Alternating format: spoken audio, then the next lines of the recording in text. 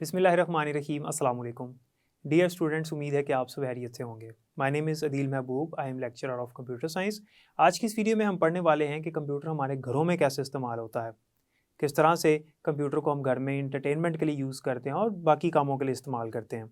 इसमें हम देखेंगे कि हमारे इर्द गिर्द हर जगह पर कंप्यूटर मौजूद है जो हम डेली रूटीन में इस्तेमाल करते हैं। उसके बाद इस चैप्टर का लास्ट टॉपिक है जिसका नाम है computer systems simplifying our work practices. इसमें कंप्यूटर के बेनिफिट्स देखेंगे, कंप्यूटर किस लिहाज से हमारी वर्क प्रैक्टिसेस को सिंप्लीफाई कर रहा है। तो चलते हैं लेक्चर की तरफ। Use of computer in home. हम घरों के अंदर कंप्यूटर को किस तरह से इस्तेमाल करते हैं और कंप्यूटर से किस तरह से फ़ायदा हासिल करते हैं। एक चीज़ पहले थोड़ा सा इसकी हिस्ट्री देखते हैं कि हमारे घर तक कंप्यूटर पहुंचा कैसे है। असल में जब कंप्यूटर शुरू में बनाया गया था तो उसका ये मकसद नहीं था कि हम उसको अपने घरों में इस्तेमाल करें। अगर हम वेरी अर्ली कंप्यूटर्स की बात करें तो उस टाइम पर कंप्यूटर जो हैं वो सिर्फ़ और सिर्फ बिजनेस कैलकुलेशंस करने के लिए इस्तेमाल होते थे। उस टाइम पे कंप्यूटर सिर्फ़ और सिर्फ मैथमेटिकल कैलकुलेशंस किया करते थे। उनका साइज़ भी बड़ा होता था, उनके अंदर मटेरियल ऐसा यूज़ होता था जो कि बहुत एक्सपेंसिव होता था।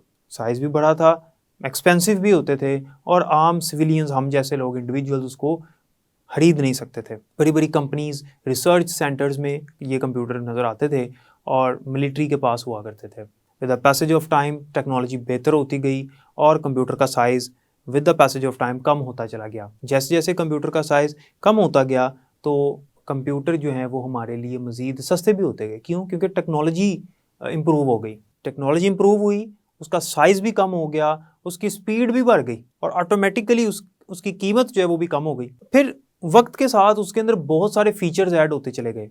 कैलकुलेशंस के अलावा उसके अंदर और भी चीज़ें ऐड होती चली गई।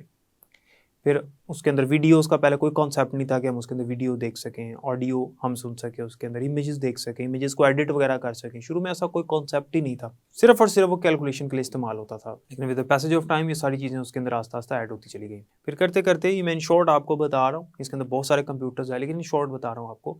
1980s में IBM वालों ने अपना ऐसा कंप्यूटर जिसको पर्सनल कंप्यूटर कहा जाता है, इसे पर्सनल कंप्यूटर क्यों कहा जाता है ये ज़रा समझिएगा। पर्सनल कंप्यूटर इसलिए कहा जाता है कि एक बंदा अपने पर्सनल यूज़ के लिए उस कंप्यूटर को ख़रीदता है।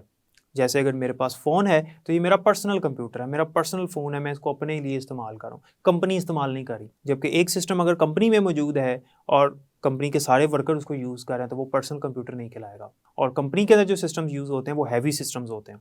तो IBM वालों ने पर्सनल कंप्यूटर बनाए, माइक्रो कंप्यूटर बनाया, तो इंडिविजुअल्स हम जैसे लोगों की रेंज में आ गए। लेकिन शुरू में वो काफ़ी एक्सपेंसिव होते थे। जब घरों में कंप्यूटर इस तरह से आ गया फिर तो कंप्यूटर जो है उसके बावजूद बाद में फिर मज़ीद इम्प्रूव होता चला गया, कीमत भी कम होती चली गई और उसका साइज़ भी कम होता चला गया with the passage of time. तो आज फिर कंप्यूटर घरों में किस किस मकसद के लिए इस्तेमाल हो रहा है। हम इसे इंटरटेनमेंट के लिए इस्तेमाल करते हैं, लाइक गेम्स खेलने के लिए इस्तेमाल करते हैं, मल्टीमीडिया, हाइपर मीडिया के लिए इसको इस्तेमाल करते हैं। लोग घरों में इसके ज़रिए बजट भी बना रहे होते हैं। कंप्यूटर के ऊपर लोग अपने पूरे महीने का, पूरे साल का बजट क्रिएट करते हैं, उसको स्टोर करते हैं। ऐसे सॉफ्टवेयर्स मौजूद हैं जो कि बजट्स के लिए इस्तेमाल होते हैं। बल्कि अब तो एप्लीकेशंस आ गई हैं, हम ये काम आप मोबाइल फ़ोन में भी कर सकते हैं ईज़िली और एप्लीकेशंस के ज़रिए से ये काम करना ज़्यादा आसान होता है। फिर घरों में हमने जो फ़ोन्स रखे हुए हैं या हमारे पास कंप्यूटर्स हैं, हम उनके ज़रिए से कम्युनिकेशन करते हैं, एक दूसरे के साथ राबता करते हैं। हमारे पास ऐसी टेक्नोलॉजी मौजूद है कि हम दुनिया में किसी के साथ भी राब्ता कर सकते हैं, किसी के साथ भी कम्युनिकेशन कर सकते हैं और रियल टाइम कम्युनिकेशन कर सकते हैं। ये घरों में हम कंप्यूटर का इस्तेमाल कर रहे हैं। अगर हम इस कंप्यूटर सिस्टम से हट के बात करें तो हमारे इर्द गिर्द अगर हम ऐसी मशीन्स देखें जो कि ऑटोमेटिक हैं तो वो भी कंप्यूटराइज सिस्टम है। मिसाल के तौर पे वॉशिंग मशीन्स हैं, टोस्टर्स हैं, रेफ्रिजरेटर्स हैं, AC हैं, ऑटोमेटिक कार्स हैं, ये सारे के सारे ये ऑटोमेटिक हैं। तो जो चीज़ ऑटोमेटिक होती है उसके अंदर माइक्रो प्रोसेसर होता है और जिसमें माइक्रो प्रोसेसर होता है वो मशीन जो है वो कंप्यूटराइज्ड होती है, वो कंप्यूटर की ही टाइप होती है, हम उसको कंप्यूटर ही कहते हैं। मिसाल के तौर पे जैसे AC है, हम उसका एक टेम्परेचर सेट कर देते हैं, फॉर एग्जांपल 16 डिग्री, और हम कहते हैं कि भाई 16 डिग्री जो है ना इसका टेम्परेचर हमारे रूम का ही कर दो। तो AC जो है वो हमें जब कूलिंग दे रहा होता है और हमारे जब रूम का टेम्परेचर 16 डिग्री पहुंच जाता है तो वो कूलिंग करना बंद कर देता है, क्योंकि उसके अंदर सेंसर है, वो उसको सेंस कर रहा होता है। इसी तरह से माइक्रोवेव ओवन है, उसमें भी ऐसे ही होता है। हम एक टेम्परेचर सेट करते हैं, एक टाइम सेट करते हैं, उस एक खास टाइम के बाद वो बंद हो जाता है और मज़ीद उस खाने को, उस फूड को गर्म नहीं करता, मज़ीद हीट अप नहीं करता, उसको ज़्यादा हीट प्रोड्यूस नहीं करता। जितना हमने टेम्परेचर बताया वो उतना ही करके उसको छोड़ देता है। इसी तरह से हमारे पास आज ऑटोमेटिक वॉशिंग मशीन्स मौजूद हैं जो कि ऑटोमेटिकली हमारे कपड़े वॉश कर देती हैं। ये ऑटोमेटिक वॉशिंग मशीन है। ये ऑटोमेटिकली जो पानी है उसको कंट्रोल करती हैं, ऑटोमेटिकली जो हमारे पास सोप्स होते हैं उनको और जो सर्फ होता है उसको कंट्रोल करती हैं, कितना यूज़ करना उसकी क्वांटिटी को मैनेज करती हैं। ये ऑटोमेटिक वॉशिंग मशीन्स आज के दौर में मौजूद हैं। रेफ्रिजरेटर्स हैं, उनमें भी इसी तरह से होता है कि वो ख़ास टेम्परेचर पे हमारा खाना ठंडा रखते हैं, उससे ज़्यादा भी नहीं करते, कम भी नहीं करते। अगर कॉन्टीन्यूसली टेम्परेचर जो है वो उसका कम होता चला जाए, यानी उसको कूल करते जाएँ, तो जो चीज़ें पड़ी हैं वो ख़राब होने का भी खदशा होता है। तो फिर एक ख़ास लिमिट होती है, वहाँ तक वो उसको करते। तो रेफ्रिजरेटर जो है बेसिकली उसके अंदर भी माइक्रो प्रोसेसर चिप मौजूद है, और जिसमें माइक्रो प्रोसेसर चिप होती है बेसिकली उसी को हम कंप्यूटर सिस्टम भी कहते हैं। तो ये घरों में हमारे इर्द गिर्द कंप्यूटर का इस्तेमाल है, आप देख सकते हैं। हम रोज़ाना की बुनियाद पे इसको इस्तेमाल करते हैं अपने घरों में। हम रोज़ाना की बुनियाद पे मोबाइल फ़ोन को यूज़ करते हैं। मोस्टली जो स्टूडेंट्स हैं वो इसको पढ़ाई के लिए भी और एंटरटेनमेंट के लिए भी इस्तेमाल कर रहे हैं। मोबाइल फ़ोन्स जो घरों में इस्तेमाल हो रहे हैं उसके ज़रिए से हम एजुकेशन भी हासिल कर रहे हैं। बहुत सारी इन्फॉर्मेशन हम ऑनलाइन सर्च करते हैं, ये सारा कंप्यूटर का इस्तेमाल है घर के अंदर। लास्ट टॉपिक इस चैप्टर का है computer assistants simplifying our work practices. Computer जो है वो हमें असिस्टेंट के तौर पे काम कर रहा है और हमारी असिस्टेंस कर रहा है, और हमारी जो वर्क प्रैक्टिसेस हैं उनको सिंप्लीफाई कर रहा है।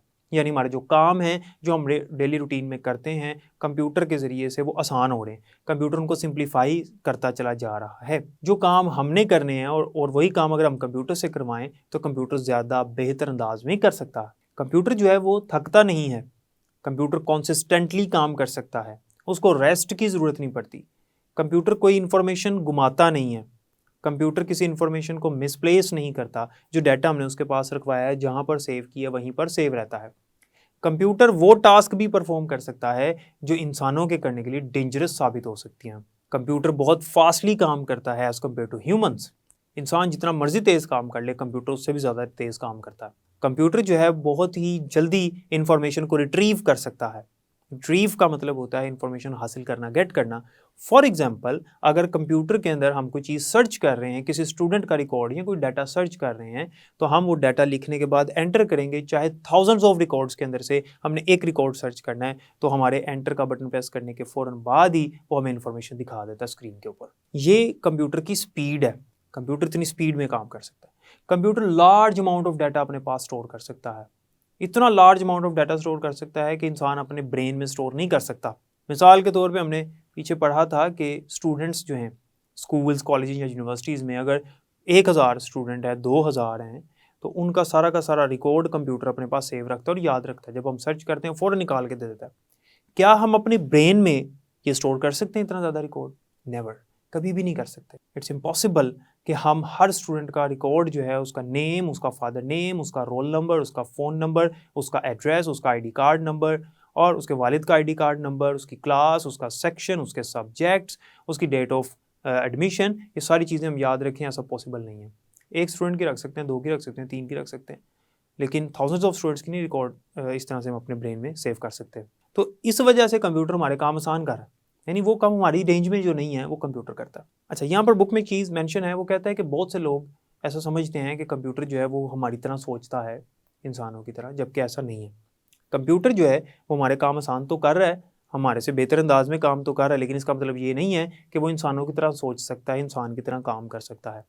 हम जो सोचते हैं, हमारे पास सेल्फ डिसीजन की पावर होती है, ये हमारे पास ये चीज़ें नेचुरल हैं। कंप्यूटर के पास ये चीज़ें आर्टिफिशियल हैं। आर्टिफिशियल इस तरह से है कि हमने उसको प्रोग्राम किया हुआ है, हमने उसको जो काम कहा है कंप्यूटर वही करता है। चूँकि वो मशीन है तो मशीन के हिसाब से वो काम कर रहा है। हम मशीन नहीं हैं, हम फिज़िकली एग्जिस्ट करते हैं और हमारे पास जो चीज़ें हैं वो नेचुरल हैं, लेकिन उसके पास आर्टिफिशियल हैं। तो कंप्यूटर जो है वो डीफ एंड डम मशीन होती है। कंप्यूटर जो है उसने वही करना है जितना उसको कहा गया है, ना ही उसने उससे ज़्यादा करना होता है और ना ही उसने उससे कम करना है। जितना हमने उससे काम कहा है उसने उतना ही काम करना है, ना उससे ज़्यादा करना, ना उससे कम करना। अब यहाँ पर 4 बेनिफिट्स उसने मेंशन किए हुए हैं। Number 1 is speed, number 2 is consistency, number 3 is precision and number 4 is reliability. सबसे पहले स्पीड की बात करते हैं स्पेसिफिकली। जैसे कि मैंने पहले भी आपको बताया कि कंप्यूटर बहुत ज़्यादा फास्ट है, तो अब यहाँ से कुछ एग्जांपल्स भी इसकी देखते हैं। स्पीड के एतबार से कंप्यूटर बहुत तेज़ है। इसकी एग्जांपल मैंने आपको पहले बताई कि अगर उसने कोई डाटा रिट्रीव करना है तो विद इन नैनो सेकेंड्स वो हमें डाटा निकाल के दे देगा। इसके अलावा स्पीड के एतबार से अगर हम बात करें तो इसकी कैलकुलेटर की एग्जांपल हम लें, हम कोई ऐसी कैलकुलेशन करें जो अगर हम कर रहे हैं तो उसको सोल्व करने में हमें टाइम लगेगा, लेकिन अगर हम कैलकुलेटर को दें और इक्वल का बटन प्रेस करें सिर्फ, तो बटन प्रेस करके जैसे हम उसको रिलीज़ करेंगे बटन को, वैसे ही हमें स्क्रीन पर आंसर मिल जाएगा। उसके बरअक्स अगर मशीन ये काम करेगी तो मशीन जो है वो उससे 10 गुना ज़्यादा भी या इससे ज़्यादा स्पीड में भी काम कर सकती है। जब मशीन स्पीड में काम करेगी इंडस्ट्री के अंदर तो ऑटोमेटिकली हमारा प्रोडक्शन रेट बढ़ जाएगा। जब प्रोडक्शन रेट बढ़ेगा तो इसका मतलब ये नहीं है कि प्रोडक्शन रेट बढ़ गया लेकिन क्वालिटी लो हो गई, क्वालिटी भी अच्छी ही रहेगी। अब स्पीड के बाद हमारे पास आता है कंसिस्टेंसी। कंसिस्टेंसी का मतलब है मुस्तकिल मिजाजी से काम करना।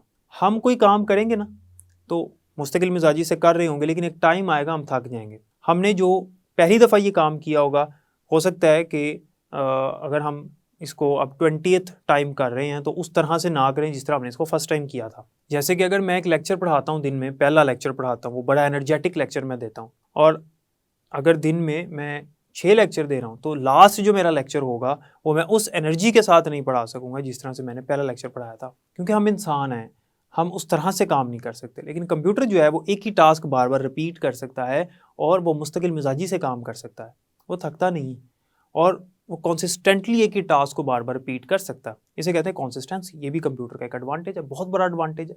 उसके अंदर कंसिस्टेंसी नहीं है, इंसान के अंदर कंसिस्टेंसी नहीं है, उसको रेस्ट की ज़रूरत पड़ जाती है। इसके बाद नंबर 3 पे हमारे पास आती है प्रिसीजन।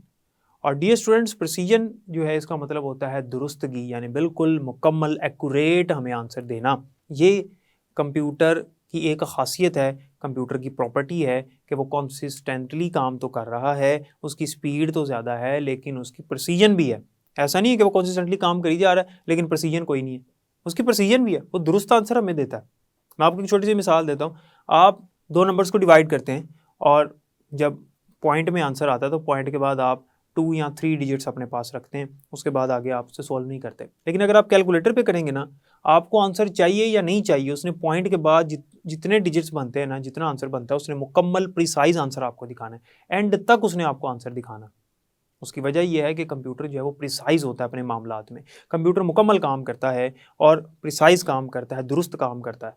वो ऐसा नहीं है कि थोड़ा सा करके तो छोड़ दे या जितना रिक्वायर है उतना करके छोड़ दे, उसने मुकम्मल अपना काम करके आपको देना, हमेशा हमेशा उसने मुकम्मल काम करके देना। और लास्ट पे आता है रिलायबिलिटी, यानी हम उस पर एतबार करते हैं। रिलायबल का मतलब होता है जो कि एतबार के काबिल हो, तो कंप्यूटर की रिलायबिलिटी होती है। हम कंप्यूटर से कोई भी काम करते हैं ना, हम उस पर रिलाय करते हैं, हम उस पर यकीन कर लेते हैं कि इसने सही किया। जैसे भी मैंने आपको स्क्रीन पे नंबर दिखाया और मैंने कहा कि आप इनको प्लस करें, जब आप इसे कैलकुलेटर पे करेंगे और जो आंसर आएगा आप यकीन करेंगे कि उसने सही आंसर दिया। हाँ, ऐसा होता है कि कंप्यूटर अगर हमें गलत आंसर दे रहा है तो हमारी इनपुट गलत हो सकती है, हमारी गलत इनपुट पे वो गलत आउटपुट दे सकता है, रॉन्ग इनपुट पे रॉन्ग आउटपुट देगा वो। लेकिन अगर हमने इनपुट दुरुस्त किया है, इनपुट हमारी एक्यूरेट है, बिल्कुल करेक्ट है, तो आंसर भी हमें करेक्ट मिलेगा। हम उस पर रिलाय करते हैं। उम्मीद है कि इसकी समझ आ गई होगी। चैप्टर नंबर 4 हमारा कंप्लीट हो गया है।